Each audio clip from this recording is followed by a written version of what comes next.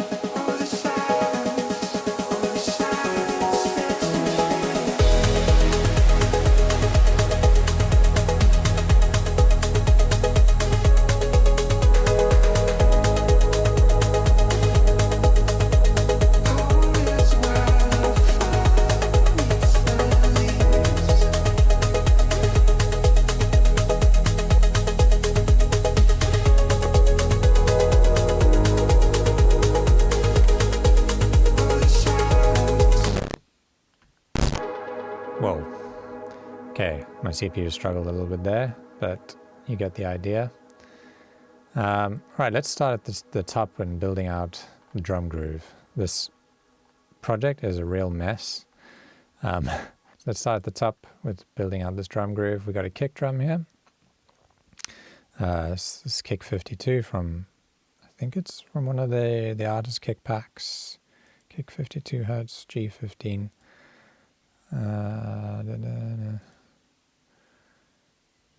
52G. Is it from this one? Maybe it's from this one. Don't actually know.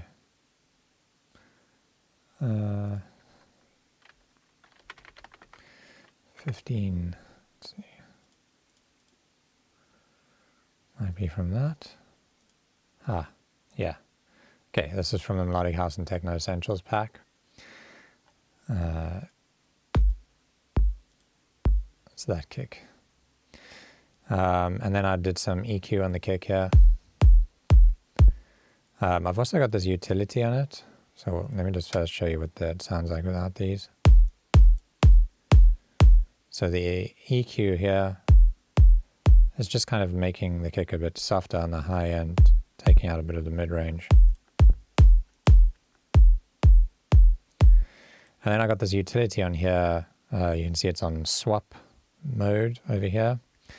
And what that does is it just inverts the phase of the signal.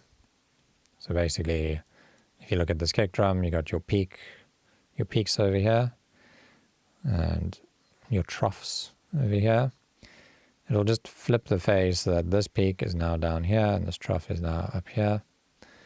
And by doing that, you can kind of listen to the track, so like in context with the bass, and see where the kick feels better, or even just in context of everything. So if I turn this off,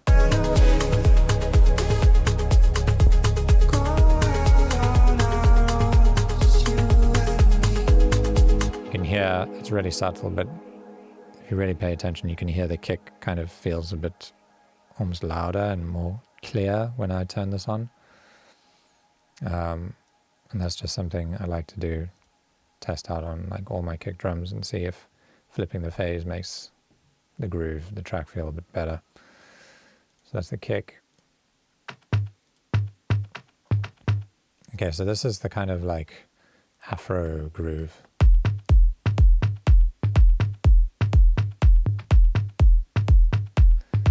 And it's made up of a couple of layers here. We got one is this tom. Well, it's actually a cajon. Sounds like that. And I put some EQ on just to kind of clean it up because I'm layering it with this tom. Oh no, that's not the reason. I don't know why I took out so much sub from it. Actually, in hindsight, maybe it would have felt a bit nicer without taking that off. But if I have to, I know really feel it. So yeah, maybe that's why I took it out. And MIDI wise, you can see got that little like ghost note, which helps this loop kind of come around nicely. Then layering it with this tom. And you can see here again, messing with the phase and seeing if the tom can stand out more in the mix just by inverting the phase.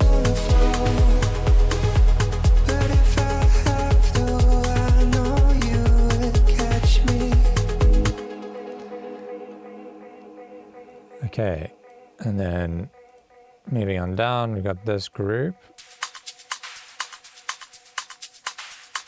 which is kind of just, I'd say all the tops, all the hi-hats and like high percussion. Sorry, someone just arrived at my house. Okay, so starting off this first are these noise hits. Can't remember where I got these from. But yeah, they're pretty subtle in the track, I think.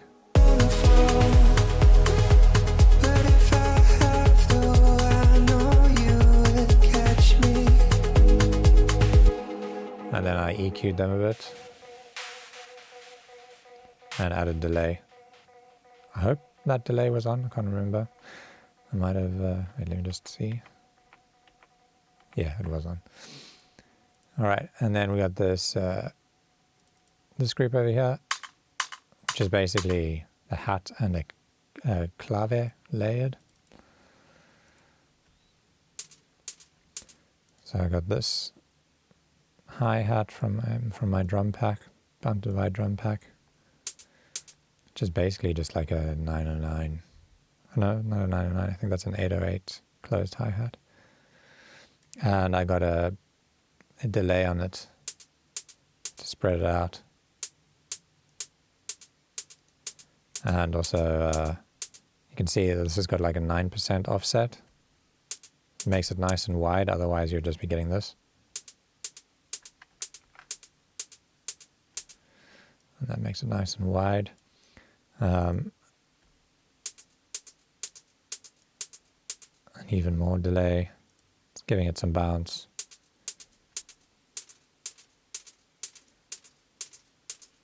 And then this is adding like even more like little delay spray kind of things. It's got some modulation on the delay timing. And that just it really adds like life to the hi-hats, because they're constantly like not every hit is the same. And then it's layered with this clav to get a nice kind of mid-range percussive feel to the hat. You see my CPU is already struggling with this recording plus this entire big project. Okay, and then I've got even more layers. Another closed hat and a 505. And they kind of spread quite wide.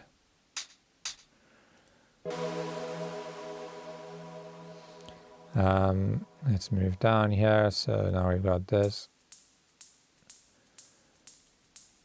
Also, can't remember where this is from. But it adds a nice kind of like sizzle to the hi-hats.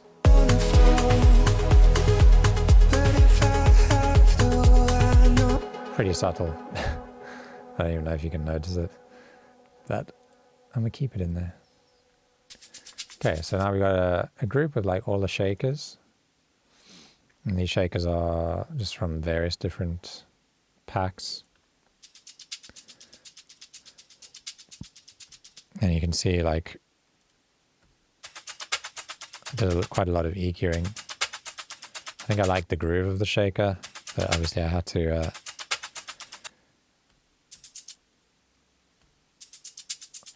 I changed like the volume basically of the first shake in the shaker loop. That, and then took out a lot of that mid-range. And even the high end. The high end's kind of been filled out a bit more by these shakers. This PML shaker. Got another Oliver shaker. It's kind of like a tambourine. And then this one. Saturate a little bit, boost a little bit. I think some subtle panning too on the right. Okay, so moving on down, we get into some of the synths. These are kind of like all the rhythmic synths. First one is this guitar loop.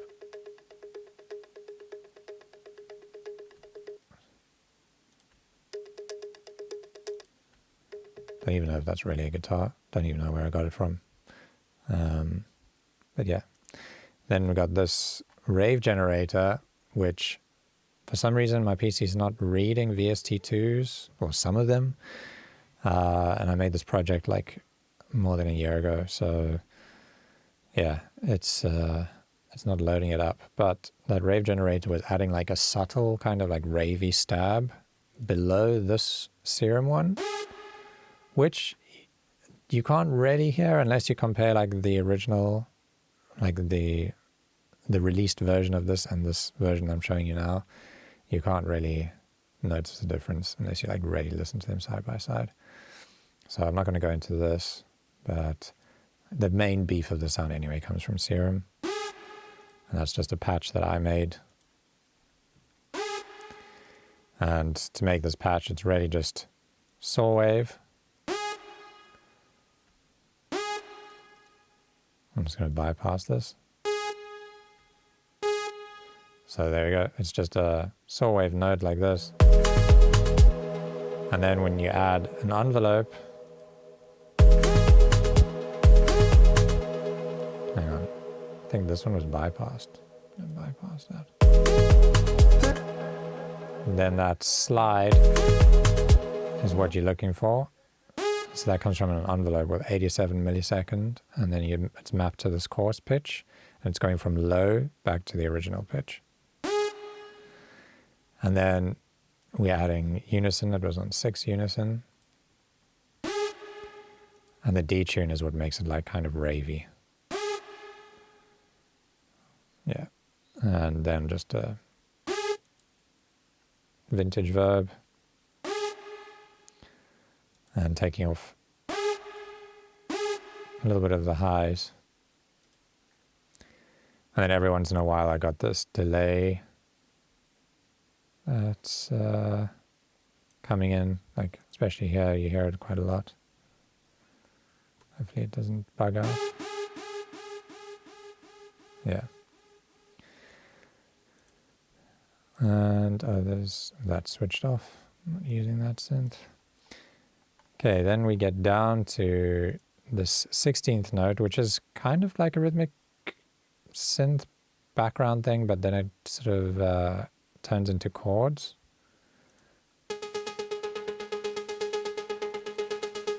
That's a diva patch. What is this?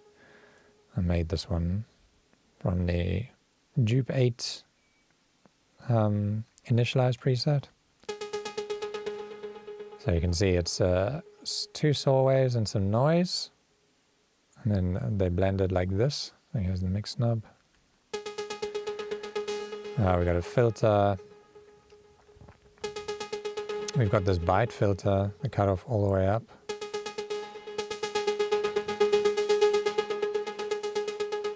Basically just a high pass filter. Yeah, and then these are my envelope shapes. There's nothing else crazy happening here. And then we got some echo on there with some reverb. Vintage verb. Oh, that's is just for like a transition.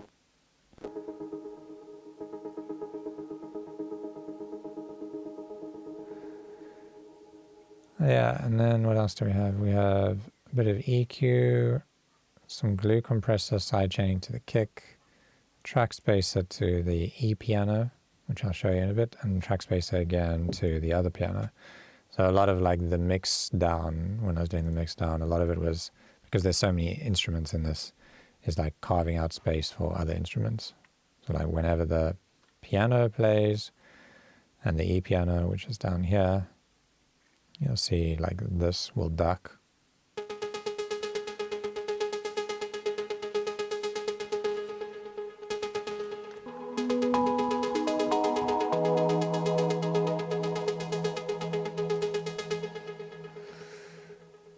Okay, and then it's just one note on the MIDI, like this, and then I make these like simple 2-note chords.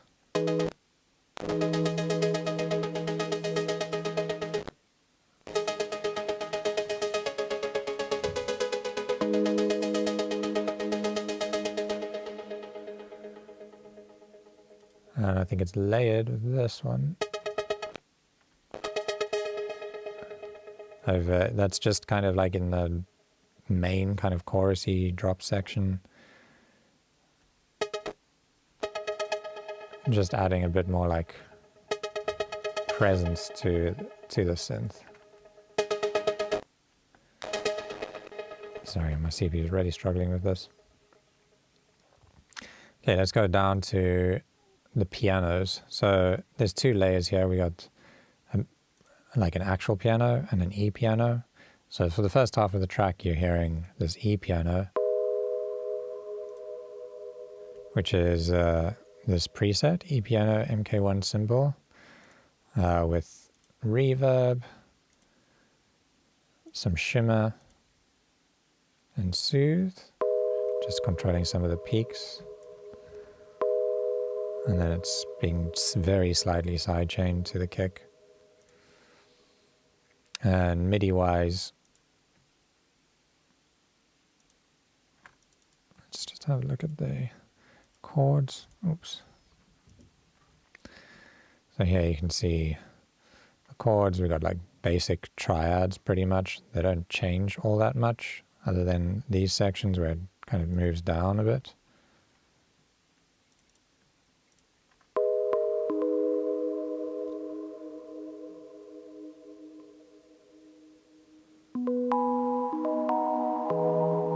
You can see I removed that chord. I like muted it. And then over here we go down.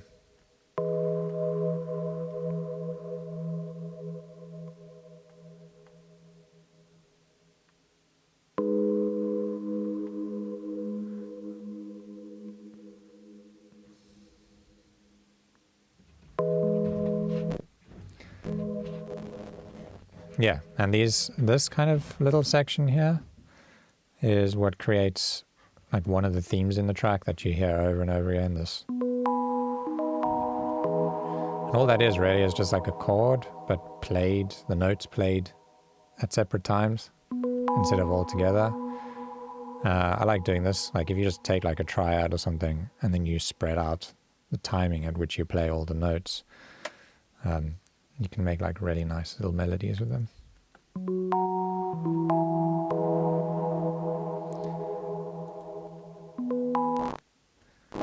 And you get the point. And then we move like on into the break and you start hearing this piano.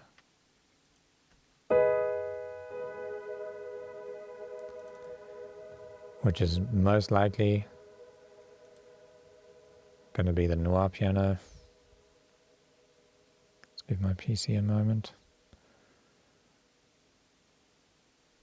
Struggling. Whoa, don't crash on us. Yeah. So it's the noir pure piano, and I'm automating, I think it's the delay on the piano.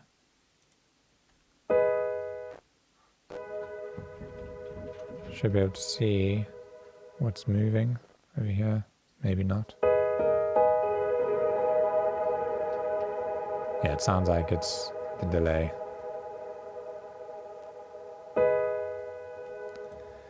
And it's kind of doing the same thing as the E piano. I think you'll hear the same theme here.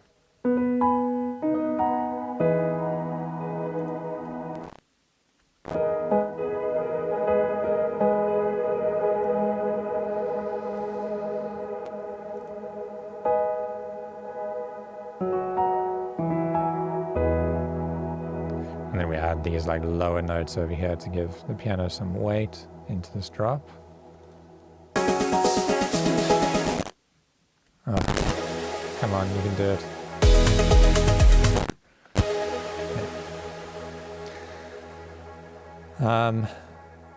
All right, so yeah, the piano processing, almost no processing. I find with pianos, it's more so about like how you play the velocities or program the velocities. So here you can see there's like very slight changes to the velocities to make it more realistic. But generally speaking, like lower velocities sound better on pianos to me, unless you're trying to make like high energy section, then I feel like you need to match that in the feeling of the piano. So that's why these velocities are quite high over here. And then there's this piano backup. Hopefully this works. I think that's kind of like almost like a call and response.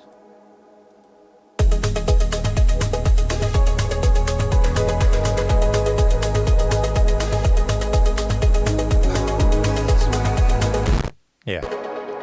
So it's like that ding, ding, ding up high, and then you get the response doom, doom, doom underneath. And that's again going to be the same piano, just played lower down.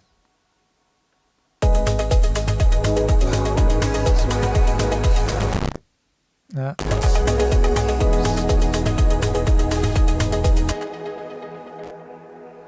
Okay, and then we've got a few other things like this Omni pad.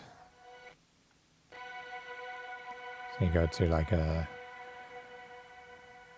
another section, hopefully we can play it here. And these are just like little pad hits from Omnisphere.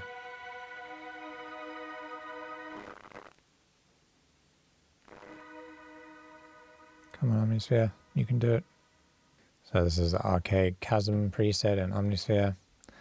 And then it looks like I am adding just some octaves here.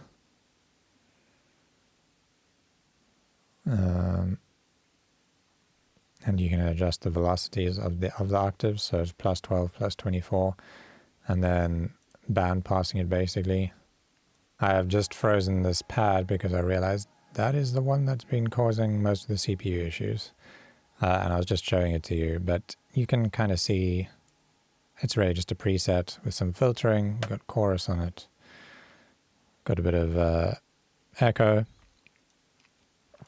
some saturation. You can see all of the settings there, some more band pass, glue compressor, and soothe. The soothe is, I can't unfreeze it now, but it's barely doing anything anyway. So let's go on to this pad stab. It's this one. This is PML Engelhardt pad. I think that's from his, he did like a sound pack or something for them. And I think I actually pulled it out of one of his project files. And would have just changed like the chord. So this is the chord that it's playing, basically just a G minor chord, G sharp minor chord. And it's got some echo on it. And then we got this vocal atmos, some splice.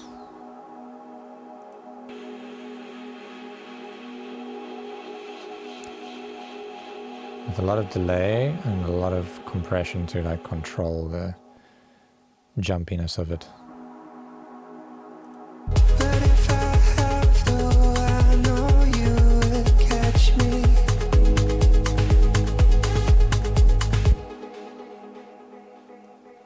Okay, and then we got like all the effects. So yeah, like in the build we got this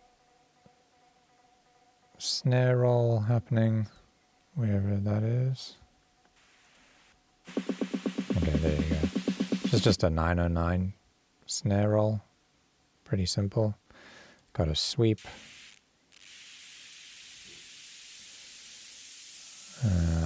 Which is just white noise coming from operator. I had this noise sweep rack, which I should actually provide. Maybe I'll save it and I'll also put it into downloads underneath this video.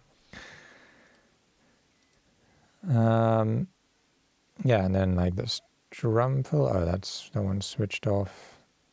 I'm not doing any drum fills actually. This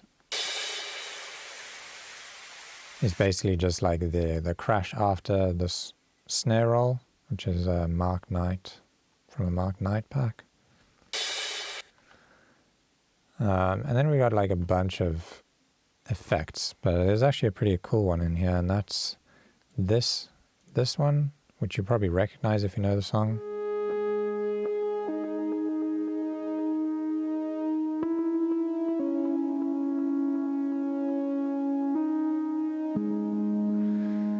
And that comes from my Sub 37. And from memory, I think when I actually started the song, this is one of the first things I did. I wanted to make something with the Sub 37 without programming MIDI. I just wanted to like play it. I play really bad piano, but I wanted to see what would come out of me if I just messed around in the Sub 37. And this is one of the first things I recorded out of it. I probably even had to warp it a bit. Yeah, you can see like warp markers to get it in time properly. And then it's got some echo on it.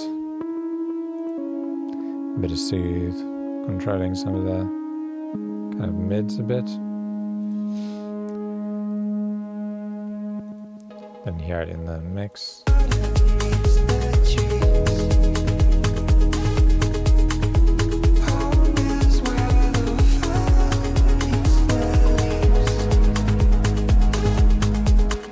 Okay, then we have operator. Operator doing this weird little thing that happens every once in a while. Basically just some 2-note chords. Doing doom doom doom. And how that's done is you got the saw wave with a long attack, 15 millisecond attack, some saturation, crystallizer, doing these reverse delays. We got no pitching on it and a high recycle, so you get this like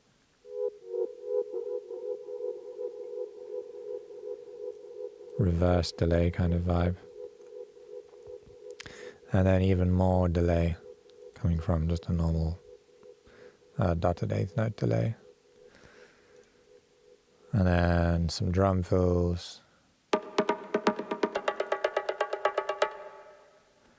And that comes from this organic Afro Fills pack from Basic Waves.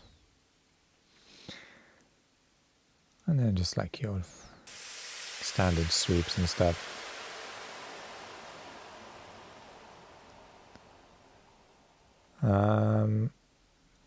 Oh yeah, so we got I think one more or a couple more tracks here.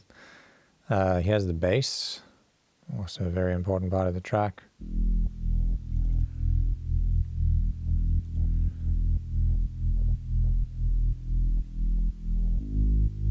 And that comes from Bass Lab Volume 3. There's this one called Sparta. Nice one, Callum. Nice and deep rumbling bass. It's got a filter on it.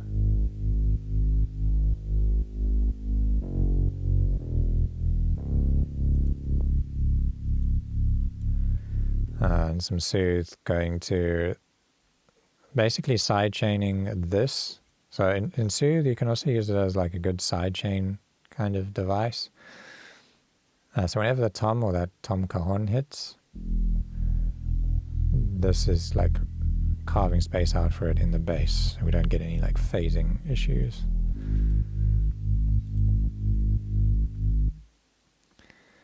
And so yeah, it's a pretty simple bass line. It's just going between two notes. I love doing that. You'll hear in a lot of my tracks I do that. But here I'm also walking down and to the 4 and then back up. All right, and then I've got like, you'll see like reference tracks in here, because whenever I'm working and I'm near the end of my track, I like to kind of compare my mix down to another track and see. You see there's one over there. There's going to be another one I think I was referencing, and that's this Muzz track. And that's just to like check that my hi-hats are at the right level, like my bass is loud enough, my kick feels good compared to the other tracks. So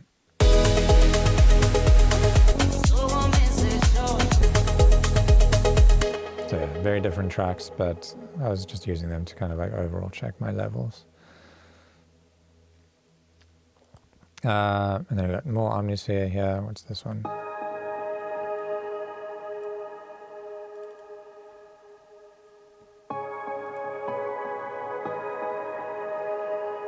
Yeah, so these are just adding like some brightness, some air, glass, Segovia.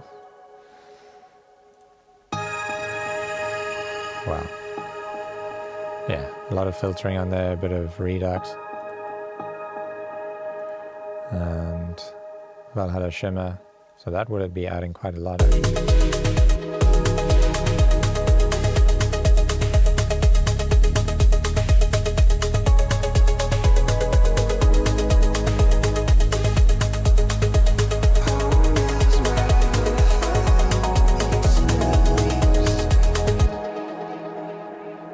And then later on in the track, this one comes in, it's playing the same sort of MIDI as this, it looks like. Which is just a saw wave, no filter, no effects. But the effects are coming from all of this stuff.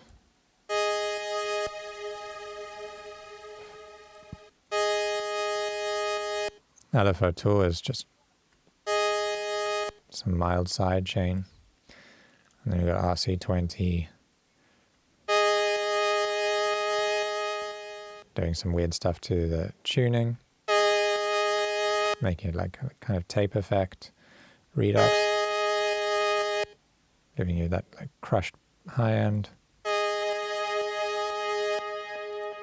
and then taking out a lot of the high end, adding shimmer.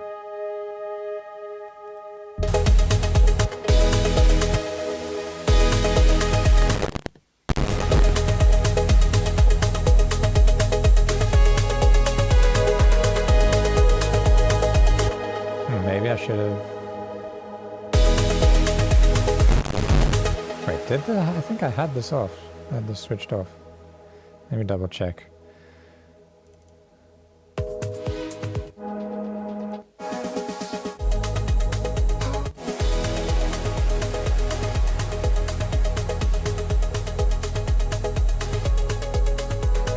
No.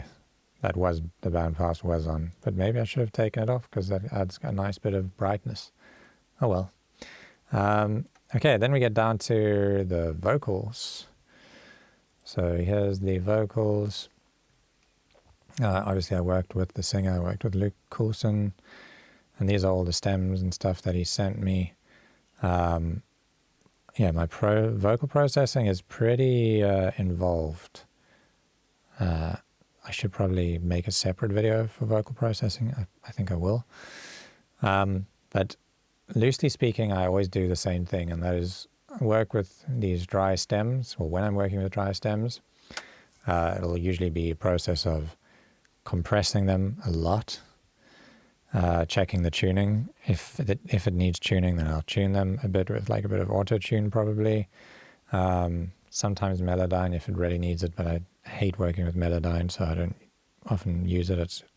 I find it a pain, and like pretty unintuitive. Maybe I just need to learn it better, but I'm usually fine with auto-tune. So yeah, compression, tuning, and then adding a bunch of effects like, you know, reverb, delay, playing with like different stuff usually on different tracks.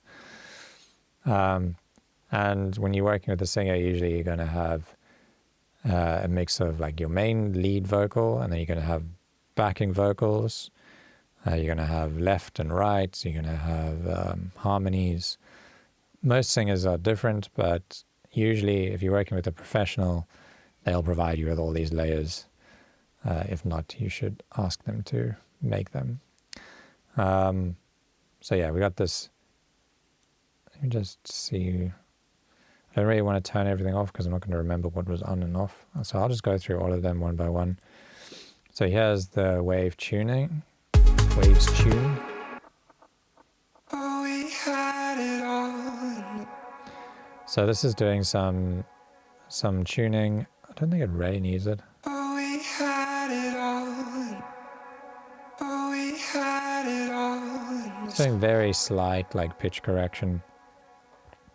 Oh yeah, another big important part of that is getting all the timing right. So you can see like I have warp markers here. It's very rare that you get a singer that can sing perfectly like on the grid. And in dance music, it rarely stands out when they miss the grid. Like if a consonant or something lands a little bit out of time, it just feels bad. Like there's no other way to describe it. So I spend a lot of time getting stuff in time. It'll never be perfectly in time, obviously. Then you don't want it to be like perfect, because then it's going to feel like robotic probably. But I get as close to perfect as possible. And then sometimes it also requires, these little things here is me reducing the volume of consonants. So you can see here like these kinds of, the S's, actually, yeah, these are all the S's, I think. But also like when you have like T's and C's, like K and T, I very often go in and just manually turn them down. You can see like I turned that down almost 6 dB. The silence sets me free. And if I didn't do that, The silence sets me free. the S's and stuff are just too loud. Me free. The silence sets me free. So this sort of stuff takes me ages. Like when I get a vocal track, I very often will spend like a whole day or two days just sitting there tweaking the vocals. Sometimes you work with a singer that nails it like right off the bat, and you just drag the vocal in and it's done. But most of the time you're going to be sitting here messing with stuff to get it sounding as good as possible. So yeah, the tuning, the reducing of the volume of the like S's and the consonants. And then I use these compressors. This is Lala. That's by Analog Obsession. And this is like an LA2A emulation. And so what you want to do here is just like I usually have 2 of these, each doing like 3 dB of compression. The silence sets me free. And you balance the output with the gain over here. The silence. And then I have another compressor. The silence sets me. You're doing this aggressive preset. The silence sets me free. What should we? And you'll hear without all this compression, and the OTT. So this is like 4 compressors in a row, each doing a little bit of compression. It adds up. The silence sets me free. What should we hide away? And you can hear how the vocal is like louder in some parts and quieter. The silence sets me free. And then with this on, The silence sets me free. it's suddenly like the vocal's a bit closer to you. It's a little bit brighter. It's consistent. It just sounds professional, basically. And then The silence. eking out any sub that might be in there. Soothe. Controlling some of the S's again. And then this gate, that's just a noise gate. So anything below like minus 36 pretty much, or minus 40, minus 44, is just being complete silence, because I think in this track there was maybe a little bit of mic bleed. So when he's not singing, you'll hear like the backing track coming through his mic. Well, the silence sets me free. But should we hide away? You can hear that noise. Go out on our own, just you and me. Take Yeah, that like shh. well, the The silence gate controls sets that. me free. Take me. Okay, and then there's a lot of manual work actually on this vocal. If we go back in here, you'll see like this EQ gets turned on right here. Just you and me. And if I I'm just going to put these in a group and turn them off.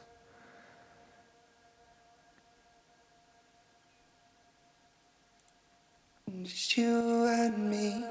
Just you and me. Can you hear like a whistling on the S? Just you.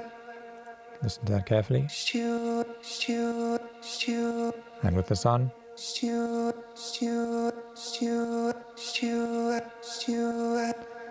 it's kind of like kind of sound. And then later on, oh yeah, both of them get turned on. So this is actually like a notch. It's like notching out that whistling sound.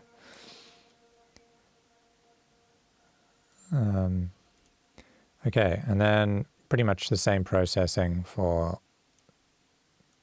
this. Maybe this was a separate take. I don't wanna fall. Let me just hear the difference between this one and this one. I don't wanna fall. Yeah, it's two different takes. I don't wanna fall. So this was I think the original take, and then I had him do a set. But if I have to, I know you. But if I have to, I know you would get. Yeah. So this is the other take that I decided to go with. And there we go. I did like a kind of pitching up 12 semitones, but keeping the original formant, and that adds a bit of brightness. Oh, we had it all.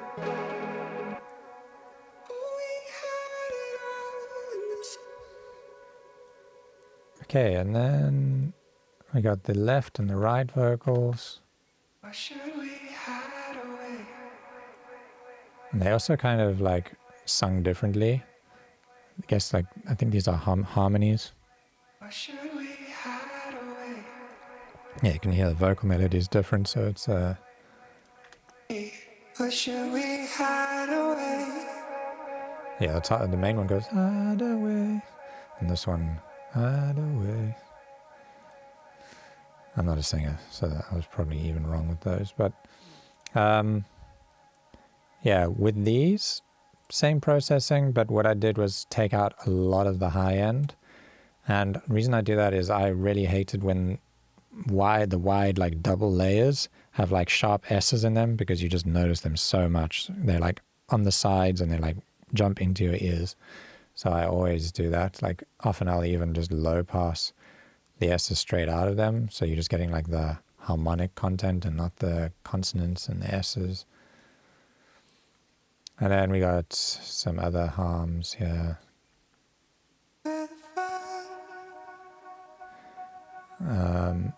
And you can see on all of these like little cuts reducing volume and stuff. And then you got highs. So yeah, lots of different layers, and when you stack them all up, Or should we hide away? Go out on our own, just you and me. sounds great all together. And in context, probably stuff that people don't really actively notice, but it makes a big difference. Go out on our own, just you And then a bunch of sends. So you can see here I've got like 1, 2, 3, I've got 4 different sends starting from B. So we've got a vocal verb.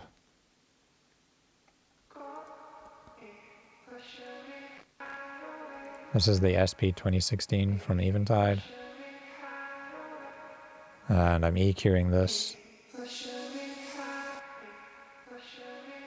That's why I work with sends, is then you can EQ them as much as you want and you're not affecting the original dry signal. You're just EQing the reverb basically. And this one is controlling like the low mids, and then I'm side chaining it to the whole dry group. So the reverb ducks when the vocal is playing, when the dry signal is playing. And then we got another room. That's a really short room.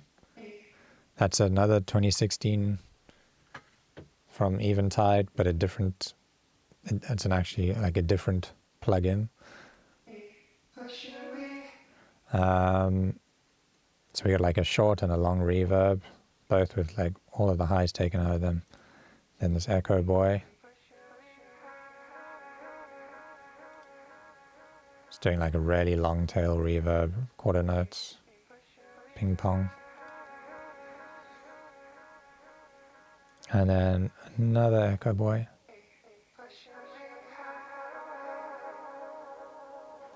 And that's got a different timing on it. Dotted eighth, using the space echo. So if I turn all of these off,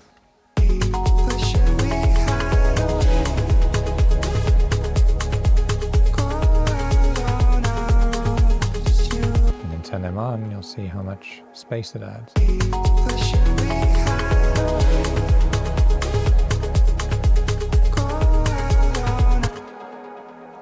Okay, and then lastly at the bottom of this track we got some reverb swells that I made just by taking the original vocal, just parts of it, and then putting a long reverb tail, freezing and flattening, and then reversing it.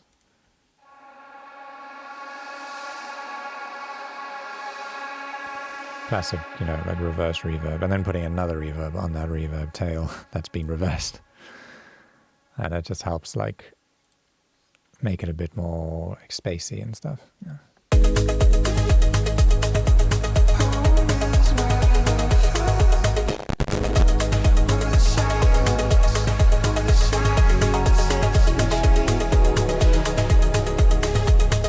All the little things that add up. Okay, and then I mastered it myself as well. Ozone 9 is not working, but that would have just been a limiter, like my final limiter. I've got a limiter here anyway, Ozone 10. And I'll open up everything. So yeah, at the beginning I just boosted the volume a bit because I think it was a bit quiet. And then using this Oxford inflator, which is adding, like saturating the whole signal. And then some slight volume automation on here. That's for the, I don't know why it's on -1. It should be at 0. But yeah, just for the radio mix and the outro, just to fade it out. That's why that utility is there. So yeah. Oh, my camera just died. Come on, buddy. Turn on. Yeah, my camera died. Anyway, I'm going to keep on going. So here on the outro, it just turns it down. There we go. And then OTT on a very low amount, 9%, just to like basically parallel compress the entire track. And then we got this limiter over here on IRC 4. Just, yeah, simple, doing something.